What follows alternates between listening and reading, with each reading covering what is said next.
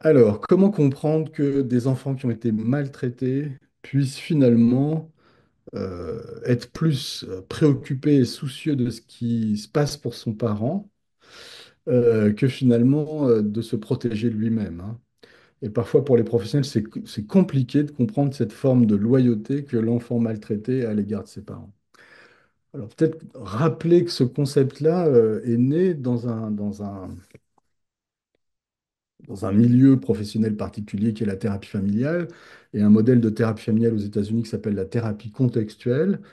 Et dans le cadre de la thérapie contextuelle, Ivan Boserman-Inaj, euh, il y a plusieurs dimensions de la relation, hein, une dimension relationnelle dans lequel se jouent les enjeux de loyauté, hein.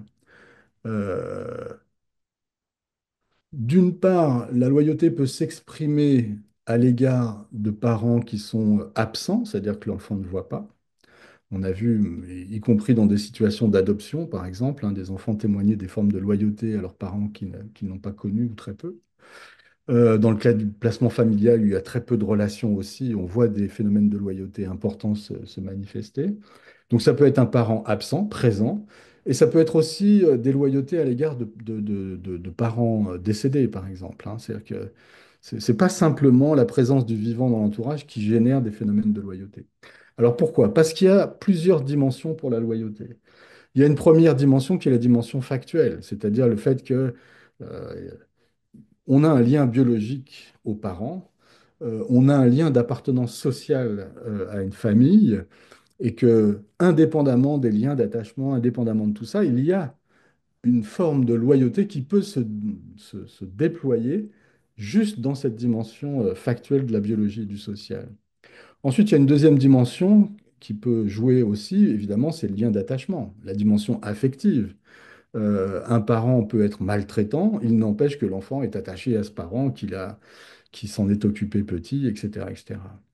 Et pour qui il peut avoir des affects aussi positifs à son égard. La troisième dimension, c'est le pouvoir d'influence, hein.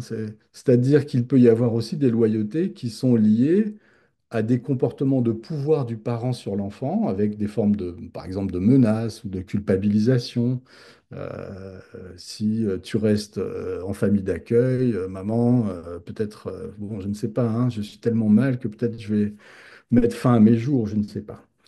Donc il y a aussi cette dimension de loyauté du côté du pouvoir d'influence. Ensuite, il y a le fait qu'un parent maltraitant a pu se montrer à certains moments disponible, soucieux, a pu apporter des bonnes choses à l'enfant, hein. C'est-à-dire qu'on peut et avoir des comportements tout à fait positifs qui ont répondu aux besoins, et puis des comportements négatifs. Donc il y a aussi, d'un point de vue éthique, une dette qui peut s'installer chez l'enfant, que ce parent, ben, finalement, il a aussi su se montrer chaleureux, disponible pour moi à certains moments.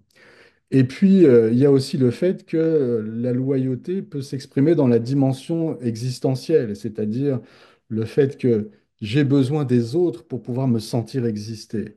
Et les parents font partie aussi, quelles que soient les violences ou les maltraitances ou les négligences qui ont été commises, euh, participent de ce sentiment de l'existence de l'enfant.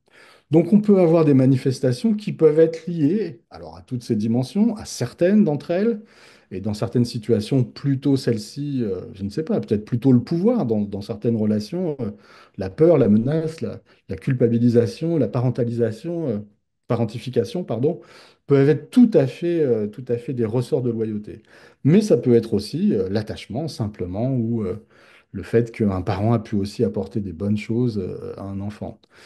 Donc ça, je pense que c'est des choses à bien distinguer et qui sont assez compréhensibles que l'enfant soit loyal à son parent lorsqu'il y a eu de la maltraitance.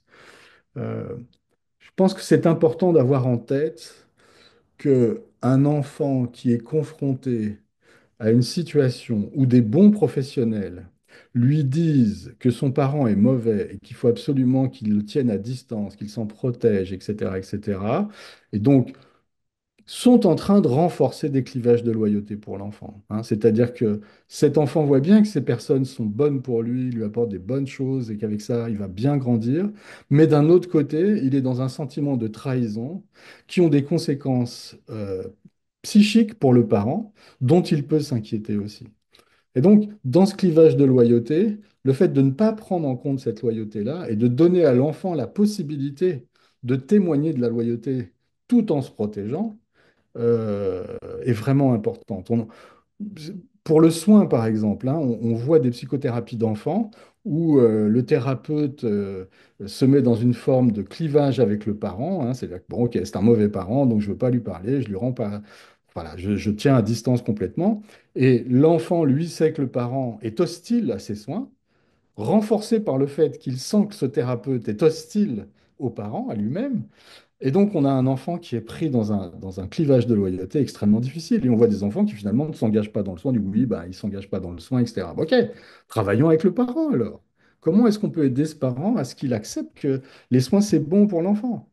Euh, et du coup, on a un parent qui n'est pas tout mauvais et un enfant qui peut bénéficier des soins.